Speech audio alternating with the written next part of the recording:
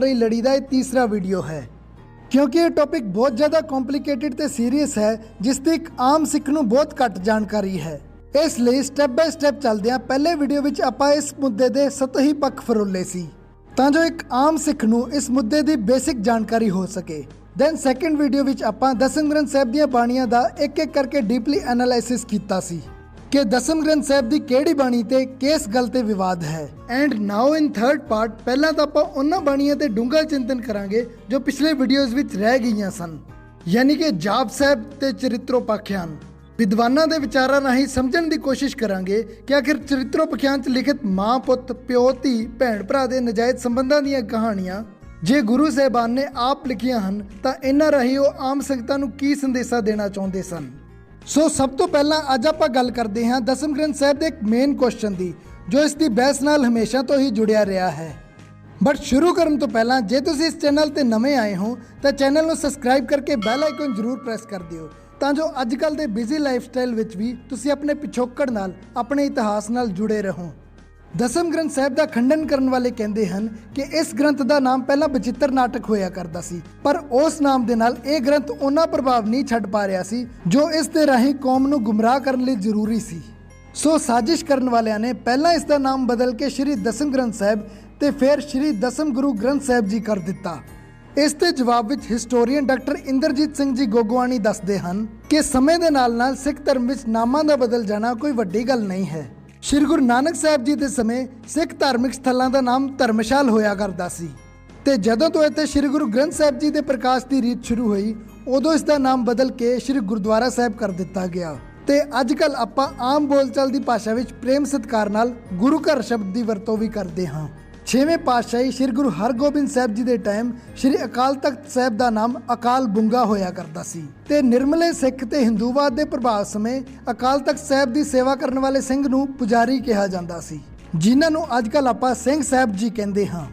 Even साडे 11वें गुरु जुगो जुग अटल धन धन श्री गुरु ग्रंथ साहिब जी का नाम भी पहला पोथी साहिब हुंदा सी, फिर समय दे नाल बदल के यह श्री अकाल बीड़ साहिब हो गया ते जदों श्री गुरु गोबिंद सिंह जी ने इन्हां नूं 11वें गुरु की गुरु गद्दी सौंपी उस तो बाद ये श्री गुरु ग्रंथ साहिब जी के नाम नाल विख्यात हो गए। उस तरह ही पहला इस ग्रंथ का नाम बचित्र नाटक सी ते फिर जदों ये दोवें ग्रंथ इक्को जिल्द विच इकट्ठे कर दिते गए तां 10वें गुरु साहिबान दीआं लिखतां होण करके इस ग्रंथ का नाम श्री दसम गुरु ग्रंथ साहिब जी कर दिता गया। हुण गल करते हैं नितनेम च शामिल दसम ग्रंथ साहिब जी की बाणी श्री जाप साहिब की। कुछ गिणे चुने ग्रुप्स नूं छड्ड दईए तां सारे वर्ल्ड विच सिख पंथ इस बाणी नूं बड़े ही सत्कार नाल जपदा है ते विरोध करने वाले भी ये तां मनदे हन कि इस बाणी विच कुछ गलत नहीं लिखिया होया, बट डीपली रिसर्च करने वाले कुछ विद्वान इसकी शैली ते शक करते हैं। उन्हां दा कहना है कि पहले तो 9वें गुरु साहिब तक लिखी बाणी विच जिथे किते भी कवि के नाम लिखण की लोड़ पई है उत्थे गुरु साहिबाना ने अपने आप को गुरु नानक साहिब की जोत मनते हुए नानक पद की वरतों की है ते श्लोक की शुरुआत विच महला पहला महला दूजा महला 9वां लिखिया है जिस नाल पता लग सके कि यह बाणी किहड़े गुरु साहिबान ने उचारी है। पर फिर गुरु गोबिंद सिंह जी ने जाप साहिब विच महला 10 लिखते हुए इस रीत नूं फॉलो क्यों नहीं किया। गुरु गोबिंद सिंह जी ने नानक शब्द की वरतों करन दी थां जाप साहिब की शुरुआत विच श्री मुख वाक पातशाही 10वीं क्यों लिखिया। गुरु साहिब अपने आप नूं पातशाह थोड़ी कहंदे सन, वो तो उस अकाल पुरख सामने श्री गुरु नानक देव जी सामने अपने आप को निमाणा सेवक मनते सन। ये तो आपां उन्हां नूं पातशाह का दर्जा दे के सत्कारदे हाँ। नाले जे श्री गुरु गोबिंद सिंह जी ने इस बाणी नूं नितनेम का हिस्सा बनाउणा सी तो उन्होंने इसनूं श्री गुरु ग्रंथ साहिब जी विच शामिल क्यों नहीं किया। दूजे पासे श्री जाप साहिब की शैली की गल करदिआं ही दसम ग्रंथ साहिब नूं मन्नण वाले कहंदे हन कि इस बाणी वर्गी लिखत शैली सानूं होर किसी धार्मिक ग्रंथ विच देखण नूं नहीं मिलती। इस तरह की उच्चे पद्धर की लिखत लिखना श्री गुरु गोबिंद सिंह जी तो इलावा किसी होर आम मनुख का काम नहीं हो सकता। जाप साहिब विच हर श्लोक की शुरुआत जेड़े अखर तो होंदी है पूरे श्लोक विच फिर वो पहला अखर ही रहिंदा है। फॉर एग्जाम्पल नीलकंठ नर हर नारायण नील बसन बनवारी माधो महाजोत मनमर्दन मान मुकंद मुरारी। अज देशों विदेशों दी कई अकैडमीज इस बाणी तो प्रेरणा लैके अपने स्टूडेंट्स नूं पोइट्री सिखा रही हैं, पर बड़े ही अफसोस की गल है कि साडे अपने ही लोग इस बाणी नूं कबूल नहीं करना चाहते। इस मुद्दे नाल जुड़ी एक बेतुकी गल होर प्रचलित है कि श्री गुरु ग्रंथ साहिब जी की बाणी तो सिर्फ संत बनाउंदी है, सूरमे बनन लई तां सानूं श्री दसम ग्रंथ साहिब पढ़ना ही पऊगा। पर मैनूं लगदा है कि यह गल कहण वाले मूर्खां ने कदी सिख इतिहास पढ़िया ही नहीं। ਜੇ ਉਹਨਾਂ ਦੀ ਮੰਨ ਲਈਏ ਤਾਂ ਦਸਮ ਗ੍ਰੰਥ ਸਾਹਿਬ ਤਾਂ ਸ਼੍ਰੀ ਗੁਰੂ ਗੋਬਿੰਦ ਸਿੰਘ ਜੀ ਦੀ ਲਿਖਤ ਹੈ। ਕੀ ਸ਼੍ਰੀ ਗੁਰੂ ਗੋਬਿੰਦ ਸਿੰਘ ਜੀ ਤੋਂ ਪਹਿਲਾਂ ਸਿੱਖ ਧਰਮ ਵਿੱਚ ਕੋਈ ਸੂਰਮਾ ਹੋਇਆ ਹੀ ਨਹੀਂ? ਜਦੋਂ ਸਾਰੇ ਹਿੰਦੁਸਤਾਨ ਨੇ ਬਾਬਰ ਦੀਆਂ ਫੌਜਾਂ ਸਾਹਮਣੇ ਸਿਰ ਝੁਕਾ ਦਿੱਤਾ ਸੀ, ਉਦੋਂ ਸ਼੍ਰੀ ਗੁਰੂ ਨਾਨਕ ਦੇਵ ਜੀ ਹੀ ਸਨ ਜਿਨ੍ਹਾਂ ਨੇ ਏਸ਼ੀਆ ਦੇ ਸਭ ਤੋਂ ਵੱਡੇ ਰਾਜ ਦੇ ਮਾਲਕ ਨੂੰ ਵੰਗਾਰਿਆ ਸੀ। 6ਵੇਂ ਪਾਤਸ਼ਾਹ ਧੰਨ ਸ਼੍ਰੀ ਗੁਰੂ ਹਰਗੋਬਿੰਦ ਸਾਹਿਬ ਜੀ ਮਹਾਰਾਜ ਨੇ 4 ਜੰਗਾਂ ਲੜੀਆਂ ਤੇ ਚਾਰੇ ਹੀ ਜਿੱਤੀਆਂ। 5ਵੇਂ ਪਾਤਸ਼ਾਹ ਨੇ ਸੱਚ ਦੀ ਰਾਖੀ ਲਈ ਤੇ 9ਵੇਂ ਪਾਤਸ਼ਾਹ ਨੇ ਕਿਸੇ ਦੂਸਰੇ ਧਰਮ ਦੀ ਰਾਖੀ ਲਈ ਆਪਣਾ ਆਪਾ ਕੁਰਬਾਨ ਕਰ ਦਿੱਤਾ। ਉਹਨਾਂ ਦੇ ਨਾਲ ਭਾਈ ਦਿਆਲਾ ਜੀ, ਭਾਈ ਸਤੀਦਾਸ ਜੀ, ਭਾਈ ਮਤੀਦਾਸ ਜੀ ਨੇ ਵੀ ਇਹੋ ਜਿਹੇ ਤਰੀਕੇ ਨਾਲ ਸ਼ਹੀਦੀਆਂ ਪਾਈਆਂ ਕਿ ਸੋਚ ਕੇ ਰੂਹ ਕੰਬ ਜਾਂਦੀ ਹੈ ਕਿ ਉਹ ਮੂਰਖ ਇਹਨਾਂ ਮਹਾਂਪੁਰਖਾਂ ਚੋਂ ਕਿਸੇ ਨੂੰ ਵੀ ਸੂਰਮਾ ਨਹੀਂ ਮੰਨਦੇ। ਤੇ ਆਓ ਹੁਣ ਗੱਲ ਕਰਦੇ ਹਾਂ ਚਰਿੱਤਰੋਪਖਿਆਨ ਦੀ, ਜਿਹਦੇ ਕਰਕੇ ਦਸਮ ਗ੍ਰੰਥ ਸਾਹਿਬ ਦਾ ਮੁੱਦਾ ਸਭ ਤੋਂ ਜ਼ਿਆਦਾ ਭਖਿਆ ਹੈ। ਇਸ ਗ੍ਰੰਥ ਵਿੱਚ ਗਹਿਰਾ ਗੋਤਾ ਲਾਉਣ ਤੋਂ ਪਹਿਲਾਂ ਆਪਾਂ ਇੱਕ ਮੋਟਾ ਇੰਟਰੋਡਕਸ਼ਨ ਲੈਂਦੇ ਹਾਂ ਕਿ ਆਖਰ ਚਰਿੱਤਰੋਪਖਿਆਨ ਹੈ ਕੀ। ਪਾਖਿਆਨ ਸ਼ਬਦ ਦਾ ਮਤਲਬ ਹੁੰਦਾ ਹੈ ਕਿ ਪਹਿਲਾਂ ਤੋਂ ਲਿਖੀ ਸੁਣਾਈ ਜਾ ਰਹੀ ਕਿਸੇ ਗੱਲ ਦਾ ਦੁਬਾਰਾ ਬਖਾਨ ਕਰਨਾ। ਇਹਦੇ 'ਚ ਟੋਟਲ 405 ਚਰਿੱਤਰ ਹਨ, ਜਿਨ੍ਹਾਂ 'ਚੋਂ 2-4 ਮਰਦਾਂ ਦੇ ਚਰਿੱਤਰ ਦਾ ਬਖਿਆਨ ਕਰਦੇ ਹਨ ਤੇ ਬਾਕੀ 99% ਔਰਤਾਂ ਦੇ ਚਰਿੱਤਰ ਦੀ ਹੀ ਗੱਲ ਕੀਤੀ ਗਈ ਹੈ। ਇਸ ਗ੍ਰੰਥ ਦੀ ਸ਼ੁਰੂਆਤ ਵਿੱਚ ਇੱਕ ਕਹਾਣੀ ਦੱਸੀ ਗਈ ਹੈ ਕਿ ਇੱਕ ਰਾਜੇ ਦੀ ਇੱਕ ਬਹੁਤ ਸੁੰਦਰ ਪਤਨੀ ਸੀ ਜੋ ਬੁਢਾਪੇ ਵਿੱਚ ਮਰ ਜਾਂਦੀ ਹੈ। ਪਰ ਉਹ ਬੁੱਢਾ ਰਾਜਾ ਆਪਣੀ ਪਤਨੀ ਨੂੰ ਬਹੁਤ ਜ਼ਿਆਦਾ ਪਿਆਰ ਕਰਦਾ ਸੀ। ਉਸਨੇ ਆਪਣੀ ਪਤਨੀ ਦੀ ਇੱਕ ਤਸਵੀਰ ਬਣਾਈ ਤੇ ਢਿੰਡੋਰਾ ਪਟਵਾ ਦਿੱਤਾ ਕਿ ਇਸ ਔਰਤ ਨਾਲ ਮਿਲਦੀ ਜੁਲਦੀ ਸ਼ਕਲ ਵਾਲੀ ਔਰਤ ਚਾਰੇ ਪਾਸੇ ਲੱਭੀ ਜਾਵੇ। ਅਸਮ ਦੇ ਰਾਜੇ ਦੀ ਧੀ ਦੀ ਸ਼ਕਲ ਉਸ ਰਾਣੀ ਨਾਲ ਮੇਲ ਖਾਂਦੀ ਸੀ। ਰਾਜਾ ਅਸਮ ਤੇ ਹਮਲਾ ਕਰਦਾ ਹੈ ਤੇ ਉਸ 17-18 ਸਾਲ ਦੀ ਜਵਾਨ ਲੜਕੀ ਨੂੰ ਚੱਕ ਲਿਆਉਂਦਾ ਹੈ ਤੇ ਉਸ ਨਾਲ ਜਬਰਨ ਵਿਆਹ ਕਰਾ ਲੈਂਦਾ ਹੈ। ਨਵੀਂ ਰਾਣੀ ਦਾ ਆਪਣੇ ਰਾਜੇ ਦੇ ਹਮ ਉਮਰ ਪੁੱਤਰ ਤੇ ਦਿਲ ਆ ਜਾਂਦਾ ਹੈ ਤੇ ਉਸ ਨੂੰ ਸੈਕਸ਼ੂਅਲੀ ਸੰਬੰਧ ਬਣਾਉਣ ਲਈ ਅਪਰੋਚ ਕਰਦੀ ਹੈ, ਜਿਸ ਨੂੰ ਰਾਜਕੁਮਾਰ ਮਨਾ ਕਰ ਦਿੰਦਾ ਹੈ। ਬਦਲਾ ਲੈਣ ਲਈ ਰਾਣੀ ਢੋਂਗ ਕਰਦੇ ਹੋਏ ਰਾਜੇ ਨੂੰ ਝੂਠੀ ਸ਼ਿਕਾਇਤ ਲਾਉਂਦੀ ਹੈ ਕਿ ਉਸ ਦੇ ਪੁੱਤਰ ਨੇ ਉਸ ਨਾਲ ਜ਼ੋਰ ਜ਼ਬਰਦਸਤੀ ਕਰਨ ਦੀ ਕੋਸ਼ਿਸ਼ ਕੀਤੀ। ਰਾਣੀ ਦੀਆਂ ਗੱਲਾਂ 'ਚ ਆ ਕੇ ਰਾਜਾ ਆਪਣੇ ਪੁੱਤਰ ਨੂੰ ਮੌਤ ਦੀ ਸਜ਼ਾ ਸੁਣਾ ਦਿੰਦਾ ਹੈ। ਬਟ ਰਾਜੇ ਦੇ ਮੰਤਰੀ ਬਹੁਤ ਸਮਝਦਾਰ ਹੁੰਦੇ ਹਨ। ਉਹ ਰਾਜੇ ਨੂੰ ਰਿਕੁਐਸਟ ਕਰਦੇ ਹਨ ਕਿ ਪੁੱਤਰ ਨੂੰ ਮਾਰਨ ਤੋਂ ਪਹਿਲਾਂ ਇੱਕ ਵਾਰ ਉਹਨਾਂ ਦੀਆਂ ਗੱਲਾਂ ਨੂੰ ਧਿਆਨ ਨਾਲ ਸੁਣ ਲਿਆ ਜਾਵੇ। ਤਦ ਮੰਤਰੀ ਰਾਜੇ ਨੂੰ ਔਰਤਾਂ ਦੇ 400 ਵੱਧ ਚਰਿੱਤਰਾਂ ਦੀਆਂ ਕਥਾਵਾਂ ਸੁਣਾਉਂਦਾ ਹੈ ਤੇ ਕਹਿੰਦਾ ਹੈ ਕਿ ਔਰਤ ਜਾਤ ਤੇ ਕਦੀ ਵਿਸ਼ਵਾਸ ਨਹੀਂ ਕਰਨਾ ਚਾਹੀਦਾ।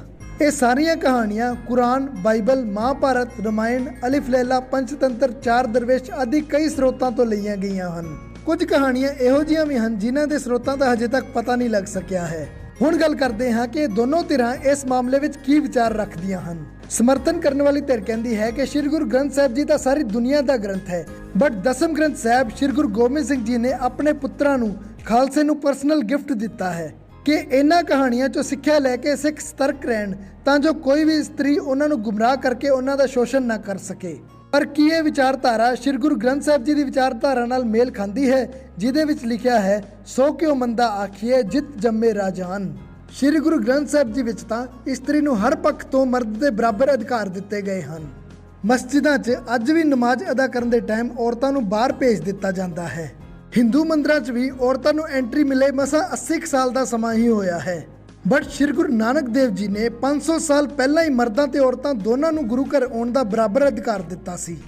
ਤੇ ਚਰਿੱਤਰੋਪਖਿਆਨ ਵਿੱਚ ਤਾਂ ਇੱਕ ਜਗ੍ਹਾ ਲਿਖਿਆ ਹੈ ਕਿ ਰੱਬ ਔਰਤ ਨੂੰ ਬਣਾ ਕੇ ਪਛਤਾ ਰਿਹਾ ਹੈ।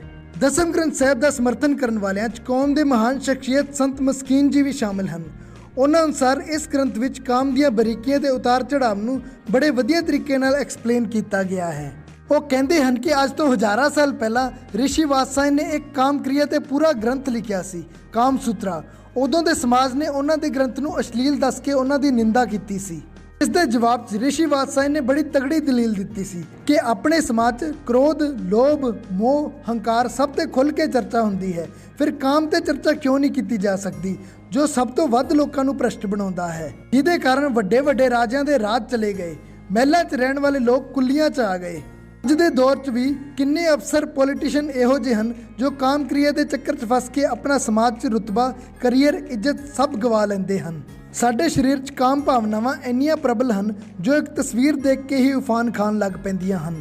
ਰਿਸ਼ੀ ਵਾਤਸਾਇਨ ਦੀ ਇਸ ਦਲੀਲ ਤੇ ਉਸ ਸਮੇਂ ਸਾਰੇ ਸਹਿਮਤ ਹੋ ਗਏ ਸਨ ਤੇ ਉਹ ਅੱਜ ਤੱਕ ਰਿਸ਼ੀ ਮੁਨੀ ਦੀ ਤਰ੍ਹਾਂ ਸਤਿਕਾਰੇ ਤੇ ਪੂਜੇ ਜਾਂਦੇ ਹਨ। ਠੀਕ ਉਸੇ ਤਰ੍ਹਾਂ ਸ਼੍ਰੀ ਗੁਰੂ ਗੋਬਿੰਦ ਸਿੰਘ ਜੀ ਨੇ ਸਿੱਖਾਂ ਦਾ ਆਚਰਣ ਉੱਚਾ ਕਰਨ ਲਈ ਇਸ ਗ੍ਰੰਥ ਵਿੱਚ ਇਹੋ ਜਿਹੀਆਂ ਰਚਨਾਵਾਂ ਸ਼ਾਮਿਲ ਕੀਤੀਆਂ ਹਨ। 18ਵੀਂ ਸਦੀ ਦੇ ਨਿਹੰਗ ਸਿੰਘ ਆਪਣੇ ਕਮਰ ਕਸੇ ਤੇ ਤਸ਼ਕਰੀ ਵਿੱਚ ਇਸ ਬਾਣੀ ਦੇ ਪੋਥੀ ਰੱਖਦੇ ਸਨ ਤੇ ਹਰ ਰੋਜ਼ ਇਸ ਦਾ ਪਾਠ ਕਰਦੇ ਸਨ, ਜਿਸ ਕਾਰਨ ਉਹਨਾਂ ਦਾ ਚਰਿੱਤਰ ਇੰਨਾ ਉੱਚਾ ਹੋ ਗਿਆ ਸੀ ਕਿ ਇਹ ਗੱਲ ਪ੍ਰਚਲਿਤ ਹੋਈ, ਮਾਈ ਆਏ ਨੇ ਨਿਹੰਗ ਬੂਹਾ ਖੋਲ੍ਹਦੇ ਨਿਸੰਗ। ਇਹ ਗੱਲਾਂ ਸੁਣਨ 'ਚ ਤਾਂ ਬੜੀਆਂ ਵਧੀਆ ਲੱਗ ਰਹੀਆਂ ਹਨ, ਪਰ ਜਦੋਂ ਤੁਸੀਂ ਤ੍ਰਿਆ ਚਰਿੱਤਰ ਦੀਆਂ ਕਹਾਣੀਆਂ ਪੜ੍ਹੋਗੇ ਤਾਂ ਤੁਹਾਨੂੰ ਆਪੇ ਸਮਝ ਆ ਜਾਊਗਾ ਕਿ ਇਹਦੇ ਸਿੱਖਣ ਲੈ ਕਿੰਨਾ ਕੁ ਕੁਛ ਹੈ। ਕਹਿੰਦੇ ਹਨ ਕਿ ਇਹਦੇ ਚੋਂ ਸਿੱਖਿਆ ਲੈ ਕੇ ਸਿੱਖ ਸਤਰਕ ਹੋ ਜਾਣ, ਕਿਤੇ ਕੋਈ ਧੋਖਾ ਨਾ ਹੋ ਜਾਵੇ। ਕਿ ਇਸ ਡਰ ਤੋਂ ਹੁਣ ਆਪਾਂ ਆਪਣੀ ਟੀਵੀ ਜਾਂ ਆਪਣੀ ਭੈਣ ਨੂੰ ਇਸੇ ਨਜ਼ਰ ਨਾਲ ਵੇਖਣਾ ਸ਼ੁਰੂ ਕਰ ਦਈਏ। ਨਾਲੇ ਹਰ ਚੀਜ਼ ਸਿਖਾਉਣ ਦਾ ਇੱਕ ਤਰੀਕਾ ਹੁੰਦਾ ਹੈ।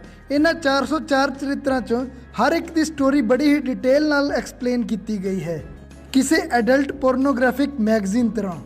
ਕਿਸੇ ਕੰਮ ਲਈ ਮਨਾ ਕਰਨਾ ਹੈ ਤਾਂ ਸਿੱਧੀ ਤਰ੍ਹਾਂ ਵੀ ਤਾਂ ਕੀਤਾ ਜਾ ਸਕਦਾ ਹੈ, ਬਟ ਆਹ ਕੀ ਤਰੀਕਾ ਹੋਇਆ ਕਿ ਕਈ ਦਿਨਾਂ ਤੱਕ ਐਰੋਟਿਕ ਕਹਾਣੀਆਂ ਸੁਣਾ ਕੇ ਬੰਦੇ ਦੀ ਕਾਮੁਕਤਾ ਨੂੰ ਸਿਰੇ ਤੱਕ ਲੈ ਜਾਇਆ ਜਾਵੇ ਤੇ ਫਿਰ ਅੰਤ 'ਚ ਇੱਕ ਚਰਿੱਤਰ ਵਿੱਚ ਕਹਿ ਦਿੱਤਾ ਕਿ ਜੇ ਤੁਸੀਂ ਇਹ ਸਭ ਨਹੀਂ ਕਰਨਾ। ਇਹ ਭਲਾ ਕੀ ਤਰੀਕਾ ਹੋਇਆ? ਜੇ ਸਾਇੰਟੀਫਿਕ ਤਰੀਕੇ ਨਾਲ ਵੀ ਦੇਖੀਏ ਤਾਂ ਹਿਊਮਨ ਸਾਈਕੋਲੋਜੀ ਕਹਿੰਦੀ ਹੈ ਕਿ ਆਪਾਂ ਜੋ ਕੁਝ ਵੀ ਪੜ੍ਹਦੇ ਸੁਣਦੇ ਹਾਂ ਉਸੇ ਤਰ੍ਹਾਂ ਦੇ ਹੀ ਹੋ ਜਾਂਦੇ ਹਾਂ। ਇਸੇ ਲਈ ਹੀ ਕਿਹਾ ਜਾਂਦਾ ਹੈ ਕਿ ਚੰਗੀਆਂ ਕਿਤਾਬਾਂ ਪੜ੍ਹੋ, ਚੰਗੇ ਲੋਕਾਂ ਨਾਲ ਰਹੋ। ਬਟ ਜੇ ਆਪਾਂ ਡੇਲੀ ਇਹੋ ਜਿਹੀਆਂ ਕਾਮੁਕ ਕਹਾਣੀਆਂ ਪੜ੍ਹਾਂਗੇ ਤਾਂ ਸਾਡੀ ਸਾਈਕੋਲੋਜੀ ਕਿਹੋ ਜਿਹੀ ਹੋਊਗੀ, ਇਹ ਤੁਸੀਂ ਆਪੇ ਅੰਦਾਜ਼ਾ ਲਾ ਸਕਦੇ ਹੋ। ਜਿਹੜੇ ਵਿਊਅਰਸ ਇਹਨਾਂ ਕਥਾਵਾਂ ਨੂੰ ਸੁਣਨ ਤੋਂ ਬਾਅਦ ਕਿਸੇ ਫੈਸਲੇ ਤੇ ਪਹੁੰਚਣਾ ਚਾਹੁੰਦੇ ਹਨ, ਉਹਨਾਂ ਲਈ ਮੈਂ ਡਿਸਕ੍ਰਿਪਸ਼ਨ ਵਿੱਚ ਇਹਨਾਂ ਕਥਾਵਾਂ ਦੇ ਲਿੰਕ ਦੇ ਦਿੱਤੇ ਹਨ, ਉਹ ਜਾ ਕੇ ਦੇਖ ਸਕਦੇ ਹਨ। ਇਸ ਤੋਂ ਇਲਾਵਾ ਮੈਂ ਇਸ ਵੀਡੀਓ ਵਿੱਚ ਜਿਹੜੀਆਂ ਵੀ ਗੱਲਾਂ ਕਹੀਆਂ ਉਹਨਾਂ ਸਭ ਗੱਲਾਂ ਦੇ ਸੋਰਸ ਵੀਡੀਓਜ਼ ਦੇ ਲਿੰਕ ਵੀ ਤੁਹਾਨੂੰ ਡਿਸਕ੍ਰਿਪਸ਼ਨ ਵਿੱਚ ਮਿਲ ਜਾਣਗੇ। ਮੈਂ ਇੱਕ ਵਾਰ ਫੇਰ ਦੱਸ ਦਵਾਂ ਕਿ ਮੈਂ ਆਪਣੀ ਤਰਫ ਤੋਂ ਇਸ ਵੀਡੀਓ ਵਿੱਚ ਕੋਈ ਵੀ ਗੱਲ ਐਡ ਨਹੀਂ ਕੀਤੀ। ਹੁਣ ਤੱਕ ਆਪਾਂ ਖੰਡਨ ਤੇ ਮੰਡਨ ਕਰਨ ਵਾਲੀਆਂ ਦੋਵਾਂ ਧਿਰਾਂ ਦੇ ਵਿਚਾਰ ਸੁਣੇ ਕਿ ਆਖਿਰ ਕਿੰਨਾ ਕਾਰਨਾਂ ਤੋਂ ਉਹ ਇਸ ਨਤੀਜੇ ਤੇ ਪਹੁੰਚੇ ਹਨ। ਹੋ ਸਕਦਾ ਹੈ ਕਿ ਕੁਝ ਉੱਚੀ ਸੁਰਤ ਵਾਲੇ ਮੇਰੇ ਵੀਰ ਤੇ ਭੈਣ ਇਸ ਰਿਸਰਚ ਨੂੰ ਦੇਖਣ ਤੋਂ ਬਾਅਦ ਇਹ ਡਿਸਾਈਡ ਕਰ ਚੁੱਕੇ ਹੋਣ ਕਿ ਉਹਨਾਂ ਨਿੱਜੀ ਤੌਰ ਤੇ ਦਸਮ ਗ੍ਰੰਥ ਸਾਹਿਬ ਦਾ ਖੰਡਨ ਕਰਨਾ ਹੈ ਜਾਂ ਮੰਡਨ।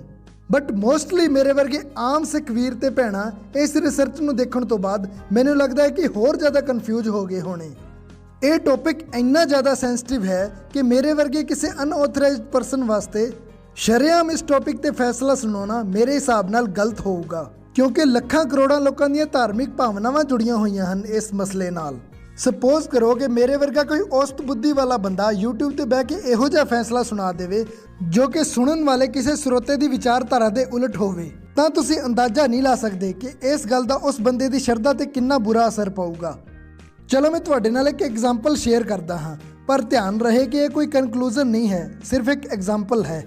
ਕੋਈ ਅੰਮ੍ਰਿਤਧਾਰੀ ਸਿੰਘ ਜਿਹੜਾ ਪਿਛਲੇ ਕਈ ਸਾਲਾਂ ਤੋਂ ਅੰਮ੍ਰਿਤ ਵੇਲੇ ਉੱਠ ਕੇ ਨਿਤਨੇਮ ਦੀਆਂ ਬਾਣੀਆਂ ਦਾ ਪਾਠ ਕਰ ਰਿਹਾ ਹੈ, ਜੇ ਅੱਜ ਆਪਾਂ ਉਸ ਨੂੰ ਕਹਿ ਦਈਏ ਕਿ ਵੀਰਾ ਜਿਹੜਾ ਅੰਮ੍ਰਿਤ ਤੂੰ ਛਕਿਆ ਹੈ ਉਹ ਤਾਂ ਗਲਤ ਬਾਣੀਆਂ ਨਾਲ ਛਕਾਇਆ ਗਿਆ ਹੈ, ਤੇਰੇ ਅੰਮ੍ਰਿਤ ਵਿੱਚ ਤਾਂ ਕੋਈ ਸ਼ਕਤੀ, ਕੋਈ ਪ੍ਰਭਾਵ ਹੀ ਨਹੀਂ ਹੈ, ਜਿਹੜੀਆਂ ਬਾਣੀਆਂ ਤੋਂ ਇੰਨੇ ਸਾਲਾਂ ਤੋਂ ਮੂੰਹ ਨੇਰੇ ਉੱਠ ਕੇ ਪੜ੍ਹ ਰਿਹਾ ਹੈ ਉਹ ਤਾਂ ਗੁਰੂ ਸਾਹਿਬਾਨ ਦੀਆਂ ਲਿਖਤਾਂ ਹੈ ਹੀ ਨਹੀਂ, ਉਹਨਾਂ ਨੂੰ ਤਾਂ ਕਿਸੇ ਠੱਗਾਂ ਦੇ ਟੋਲੇ ਨੇ ਲਿਖ ਕੇ ਸਾਡੇ ਪੰਥ ਵਿੱਚ ਸ਼ਾਮਿਲ ਕਰ ਦਿੱਤਾ ਹੈ। ਤਾਂ ਇਸ ਗੱਲ ਦਾ ਹਿਸਾਬ ਲਾਉਣਾ ਬੜਾ ਔਖਾ ਹੈ ਕਿ ਉਸ ਗੁਰਸਿੱਖ ਦੀਆਂ ਭਾਵਨਾਵਾਂ ਤੇ ਇਸ ਦਾ ਕਿੰਨਾ ਬੁਰਾ ਅਸਰ ਪਊਗਾ, ਉਹ ਵੀ ਉਸ ਸਮੇਂ ਜਦੋਂ ਇਹ ਗੱਲ ਕਹਿਣ ਵਾਲਾ ਆਪ ਹੀ 100% ਸ਼ੋਰ ਨਹੀਂ ਹੈ। ਸੋ ਆਪਾਂ ਡਾਇਰੈਕਟਲੀ ਇਹ ਤਾਂ ਨਹੀਂ ਕਹਿ ਸਕਦੇ ਕਿ ਦਸਮ ਗ੍ਰੰਥ ਸਾਹਿਬ ਦਾ ਖੰਡਨ ਕਰਨਾ ਚਾਹੀਦਾ ਹੈ ਜਾਂ ਮੰਡਨ, ਪਰ ਮੈਂ ਹੁਣ ਤੁਹਾਡੇ ਸਾਹਮਣੇ ਕੁਝ ਇਦਾਂ ਦੇ ਫੈਕਟ ਜ਼ਰੂਰ ਸ਼ੇਅਰ ਕਰੂੰਗਾ ਜੋ ਤੁਹਾਡੀ ਭਟਕਦੀ ਹੋਈ ਕਿਸ਼ਤੀ ਨੂੰ ਕਿਸੇ ਲਾਈਟ ਹਾਊਸ ਵਾਂਗੂ ਰਸਤਾ ਦਿਖਾ ਦੇਣਗੇ। ਮੰਨਿਆ ਕਿ ਆਪਾਂ ਨੂੰ ਗੁਰਬਾਣੀ ਦੇ ਅਰਥਾਂ ਦੀ ਤੇ ਗੁਰਬਾਣੀ ਦੀ ਸ਼ੈਲੀ ਦੀ ਬਾਹਲੀ ਡੂੰਘੀ ਤਰ੍ਹਾਂ ਸਮਝ ਨਹੀਂ ਹੈ, ਠੀਕ ਉਸੇ ਤਰ੍ਹਾਂ ਹੀ ਕਿਸੇ ਮਨੁੱਖ ਨੂੰ ਵੀ ਗਹਿਰਾਈ ਨਾਲ ਸਮਝਣਾ ਬੜਾ ਔਖਾ ਹੈ। ਪਰ ਅੱਜ ਵੀ ਕੌਮ ਵਿੱਚ ਕੁਝ ਸ਼ਖਸੀਅਤਾਂ ਇਹੋ ਜਿਹੀਆਂ ਹਨ ਜਿਨ੍ਹਾਂ ਦੇ ਕੌਮ ਪ੍ਰਤੀ ਸਮਰਪਣ ਤੇ ਸ਼ਾਇਦ ਹੀ ਕਿਸੇ ਨੂੰ ਸ਼ੱਕ ਹੋਵੇ। ਆਓ ਜਾਣਦੇ ਹਾਂ ਇਹ ਪੰਥ ਪਿਆਰੀਆਂ ਸ਼ਖਸੀਅਤਾਂ ਦਸਮ ਗ੍ਰੰਥ ਸਾਹਿਬ ਬਾਰੇ ਕੀ ਵਿਚਾਰ ਰੱਖਦੀਆਂ ਹਨ। ਸਭ ਤੋਂ ਪਹਿਲਾਂ ਇਸ ਲਿਸਟ ਵਿੱਚ ਨਾਮ ਆਉਂਦਾ ਹੈ ਕੌਮ ਦੇ ਮਹਾਨ ਸਿੰਘ ਸੂਰਮੇ ਸੰਤ ਬਾਬਾ ਜਰਨੈਲ ਸਿੰਘ ਜੀ ਖਾਲਸਾ ਭਿੰਡਰਾਂ ਵਾਲਿਆਂ ਦਾ। ਸੰਤਾਂ ਨੇ ਪੂਰਾ ਜੀਵਨ ਦਸਮ ਗ੍ਰੰਥ ਸਾਹਿਬ ਦਾ ਖੁੱਲ੍ਹ ਕੇ ਸਮਰਥਨ ਕੀਤਾ ਸੀ। ਉਹ ਆਪ ਵੀ ਦਸਮ ਗ੍ਰੰਥ ਸਾਹਿਬ ਦਾ ਪਾਠ ਤੇ ਕਥਾ ਕਰਦੇ ਹੁੰਦੇ ਸਨ, ਜਿਨ੍ਹਾਂ ਦੇ ਵੀਡੀਓਜ਼ ਅੱਜ ਵੀ YouTube ਤੇ ਅਵੇਲੇਬਲ ਹਨ।